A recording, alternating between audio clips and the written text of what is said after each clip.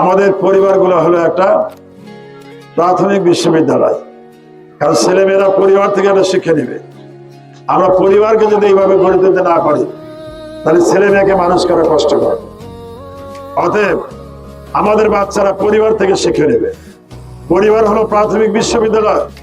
এই পরিবারের পিতামাতা যদি আদর্শিক হয়, নামাজি হয়, সৎ গুণাবলী ধারণ করে লালন করে, দেখবেন ছেলে বাচ্চাদেরকে নিয়ে যদি সেই যতক্ষণ বাসায় থাকবে নামাজের ব্যবস্থা করে, মেয়ে হলে মা যদি তার মেয়েকে নিয়ে নামাজে দাঁড়ায়, বাবা যদি তার ছেলেকে নিয়ে নামাজে দাঁড়ায়, যে সময়টা বাসায় থাকে, হইতে পারে ফজরের সময়, হইতে পারে সেটা ঈশার সময়, বাচ্চাদের নিয়ে যদি নামাজ প্রশিক্ষণ দেওয়া যায়, তাহলে এই পরিবার এখানে যদি ওই পরিবার বাচ্চাদেরকে একটু মানে সেই আরবি বর্ণমালা আলিফ বা তাসা শিক্ষা দেওয়া যায়। এখানে তো আমাদের শিক্ষা ব্যবস্থা আছেই, এবং আলিফ বা তাসা বর্ণমালা শিক্ষা দেওয়া যায়, ওই সাথে ইংরেজি বাংলা বর্ণমালা শিক্ষা দেওয়া যায়, ওই সাথে নামাজের ট্রেনিং দেওয়া যায়।